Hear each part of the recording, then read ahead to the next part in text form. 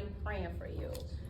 I first would like to introduce my boss, this young guy right here. He's a master science teacher. He taught over 3 decades at 2 different schools. At Vashon, he was the department chair for over 10 years. And his last assignment was at Sumner High School, where our political director is now there. His students successfully organized the Peace March on September the 11th, 2019 to honor the huge number of students that were killed that summer due to gun violence. And here we are, 2022. Board of Aldermen recognized those students' efforts in community action. He is now the president of Local 420, but before becoming the president of Local 420, he was the political director, and under his leadership now, KIPP high schools are now part of AFT Local 420, and so are the tradespeople in St. Louis Public Schools, President Ray Cummings. Thank you, TJ. I want to share my thoughts with you in 3 different areas today. The first one is the power of the collective. The second, I would like to preview for you some research that was done by the Missouri School Board Association. And also, I would like to share with you some relevant lessons from what I call my North Stars in life.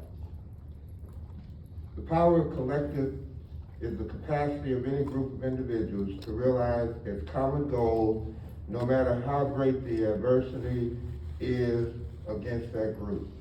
It is the combination of organization, cooperation, and agreement that virtually guarantees the group's success no matter how outnumbered they are.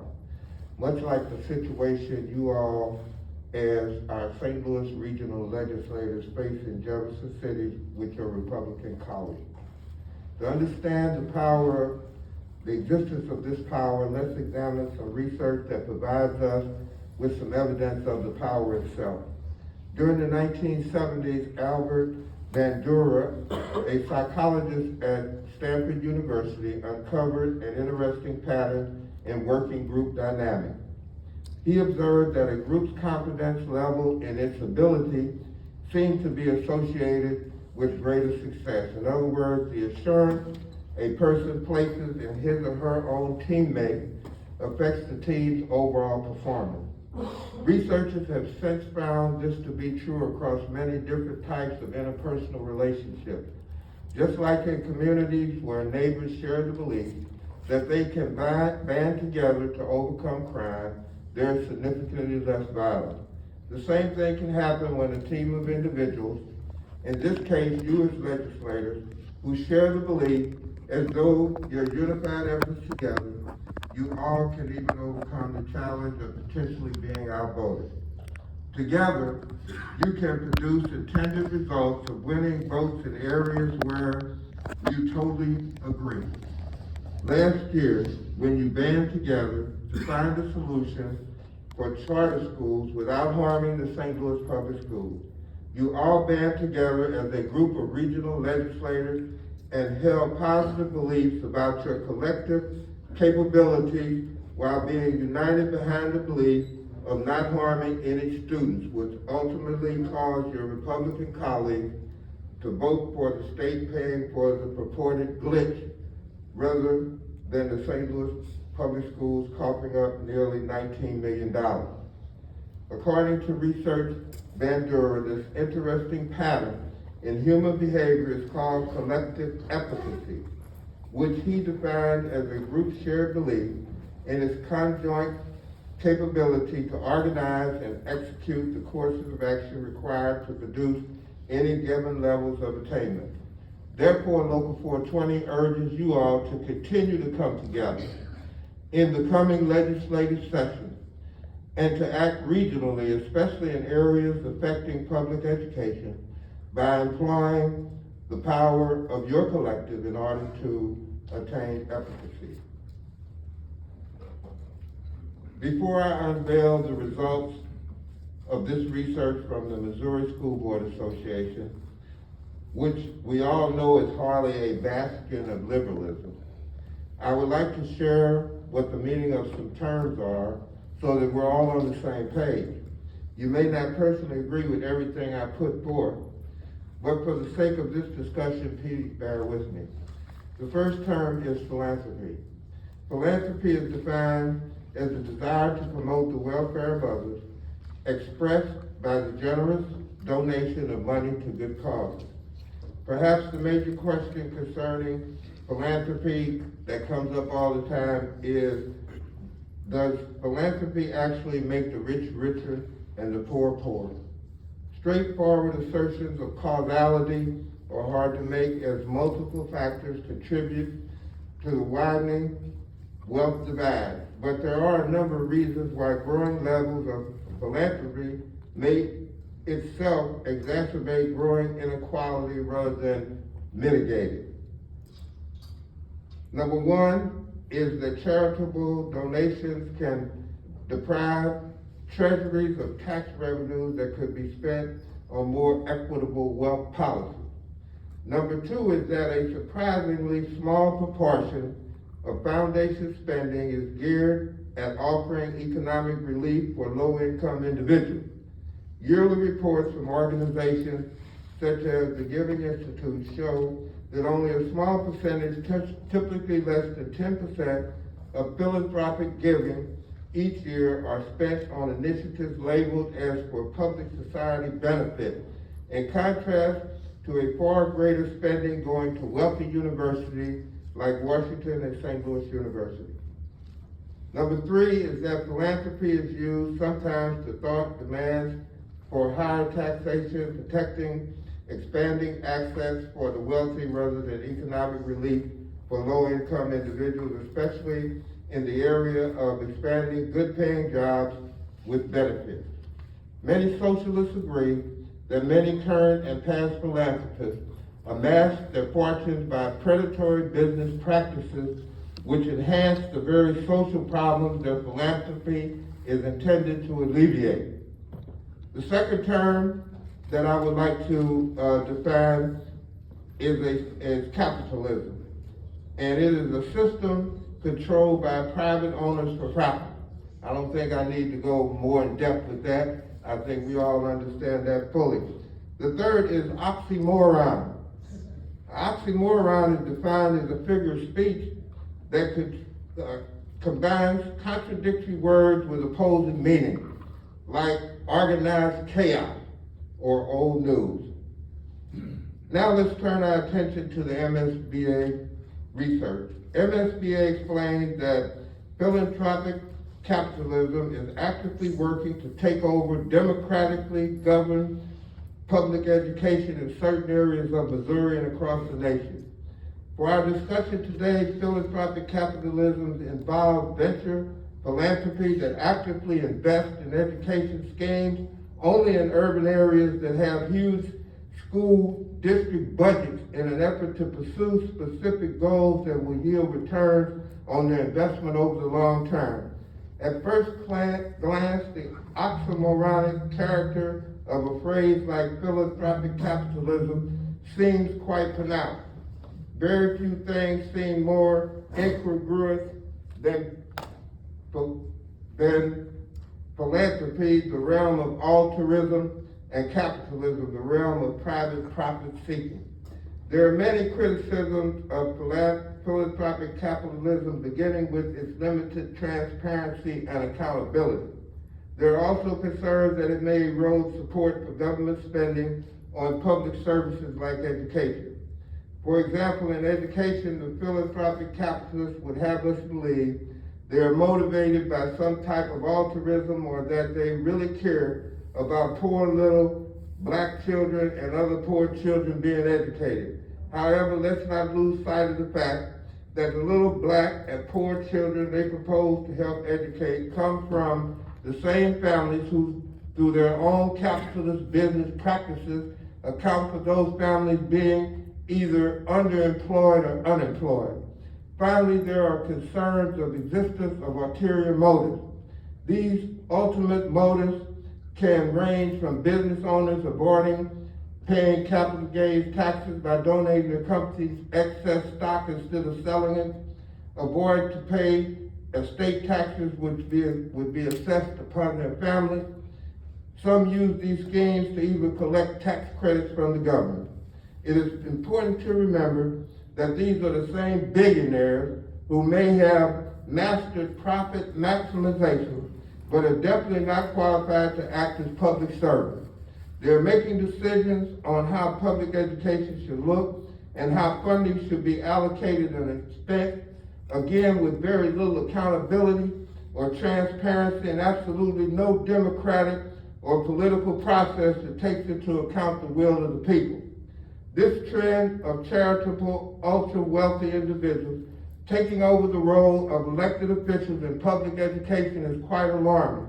They lack the accountability, transparency, and vulnerability that matches the demands of the voters who are democratically chosen at the ballot box, the elected board members who they want to make decisions about their schools. It is also important to remember that these same billionaires who may have mastered profit maximization are not necessarily qualified to act as responsible stewards of decision-making concerning public education. These billionaires and their cronies want to make decisions concerning public education, including how funding should be spent. Again, with very little accountability or transparency, and absolutely no democratic or political process that takes into account the will of the public. The public who, by the way, pays the bill. Before I look at the results of the survey, one thing each and every one of us in this room, I believe, share in common. We are elected officials by our constituency. I am elected by the members of Local 420, along with my executive board members. Each of you are elected by your constituents in your representative districts or your senatorial district. Now let's look at the results of the Missouri School Board Association. You should have in your packet a sheet that looks like this, and it says philanthropic capitalism. If you could get that out and take a look at it, I'd like to highlight some things on here. Philanthropic capitalism involves a capitalist market-based for-profit approach to philanthropy. The term is coined by Matthew Bishop and Michael Green in the book, Philanthrocapitalism, How the Rich Can Save the World. We see that the Gates and Walton Foundation and some others came together and with the theme of bonds and blackboards investing in charter schools. They encouraged others to invest in the development of school choice ventures because they provided a high demand that was stable, recession resistant, and funded with public money. Generally, spending on public education equals $762 billion annually. Before I go any further, I'd like to point out, whenever I talk to groups, that charter schools were the brainchild of our former president, Albert Shanker. They were to be laboratories of innovation where teachers could try out new things from the bottom up rather than the top down. And then, as you see, anytime there's this kind of money out there, it has been co-opted in a way that I want to help walk you through so that we all understand kind of what's going on. If you see up here, they talk about philanthropy. You have the Gates, Walton, Broad Foundation, Zuckerman back there. Then we have these hedge funds suddenly start popping up from John Arnold. I think you remember him from the whole Enron crazy thing. Reed Hastings, some of these folks even come into Missouri and they give money to our legislators. We have the agent organizations here that actually are the folks that funnel that money down from city funds. We have Education City's CEE Trust in Kansas City and the Mine Trust out of Indianapolis. Local agent organization, we have the Opportunity Trust. I think many of us know who they are, Eric Scroggins and those folks over there. And we have School Smart KC. On that second page of that handout there are you can go to these websites and see for yourself some of the things that I was speaking of earlier. The second sheet I would draw your attention to is called the playbook. And I would like to highlight several items off of here that might sound familiar. Number one, convince the public that business is the best model for running schools. I'm sure we've heard that one before. Establish the failures of public schools to educate children. Engage families. Provide appropriate curriculum in order to do so. Develop a funding conduit for national and local wealthy individuals and organizations to support local privatization initiatives. Here's one that I'm sure we are familiar with. Create a network of local organizations and parent groups that target the failures of the local school district, but not charter schools, such as We Power and Bridge to Hope. There's a group of ladies, they come out and say, the schools have not taught my kids to read. And I'm just appalled because they haven't done it. Well, I am a father of 5 children, a grandfather of 19 grandchildren. It would have been 20, but one of them was murdered by gun violence. And school is not a place where you deliver your children like you deliver your shoes to the shoe shine parlor, and you come back and you pick them up and they're all nice and shine. That the schools are a partnership with the parents. And these people who are out there talking about that my kids can't read, what are you doing? You out there protesting, you ought to be at home talking to your kids and reading a book to them. That's what you ought to be doing. They create fellowships for local citizens on how to be community activists, especially around education to design, pilot, and launch charter schools, such as entrepreneurs and residents under the auspices of the Opportunity Trust. They undermine teacher professionalism with Teach for America and any instant teacher certification program and take control of teacher professional development. One of the highfalutin folks up there in Teach for America also makes up the 3rd board seat at City Fund. That's one of those groups I just told you about that are funneling this money in. The other 2 board seats, guess who sits on them? Our good friend John Arnold from Enron and Reed Hastings from Netflix. They implement innovation school portfolios, which are ALEC. In case you don't know what ALEC is, I think most of you do. It's the American Legislators Exchange. It's a Republican group that provides model legislation for state legislators. Several years ago, my good friend, Representative Rodney Hubbard, got the Legislator of the Year award from them for what he did around trying to get vouchers in this state and those things, and we were able to collectively stop it. They co-locate charter schools with public schools using rules that favor charter schools.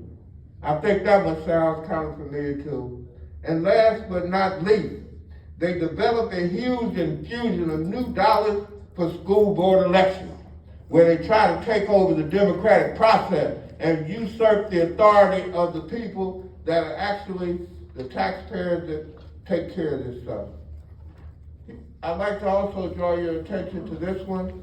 This is where they just kind of look at the state laws of school accountability, where they compare school districts and charter schools. There's a section here, and you can read this one at your leisure, that has to do with governance, education, safety, finance, and I think you will notice that there's also one that has to do with the instructional staff.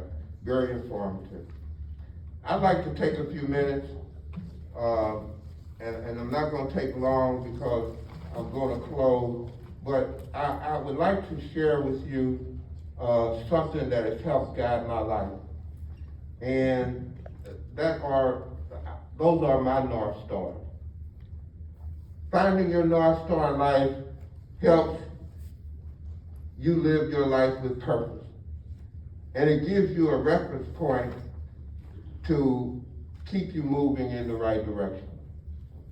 As a Christian, of course, I follow the teachings of my Lord and Savior Jesus Christ.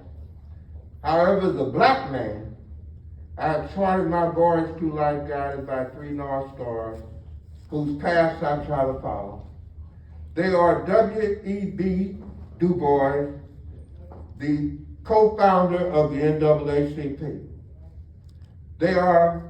One of them is Malcolm X, who reminds me daily to not be bamboozled or led astray by trickery and deceit, especially perpetrated by education snake oil salesmen who peddle their wares that will solve all our education problems.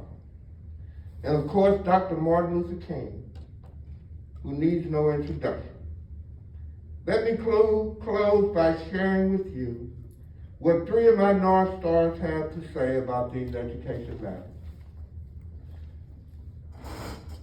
I provided you with an excerpt from this book, and any of you that would either leave your name with Miss CJ, or with Carolyn Shepard, and we'll get you a copy of this book so that you can have it, so that the night before you fall asleep, if you need something to help you, you can read a couple of these essays. I would like to take a brief moment of your time to read what my North Stars had to say about these things. It's on page 258 in that reading that you have. NAACP co-founder W.E.B. Du Bois, in his essay, Negroes and the Crisis of Capitalism in the U.S., extolled the virtues of collaborative social and governmental action. He railed against the role of business in capitalistic control that usurp government and make the throttling of democracy and distortion of education and failure of justice widespread. Du Bois, 1953. Malcolm X characterized market-based public policy as voluntaristic and blood-sucking. He advocated for a collaborative social system to solve public policy. Dr. Martin Luther King argued that we often have socialism in public policy for the rich and rugged free market capitalism from the poor.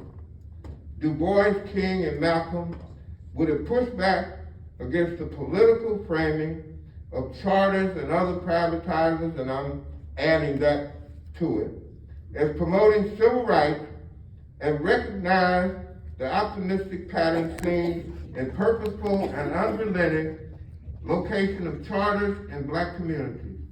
Proponents of market-based school choice ignore this history of black civil rights leaders advocating for collaborative community-based systems of social support and their distrust of market-driven policy.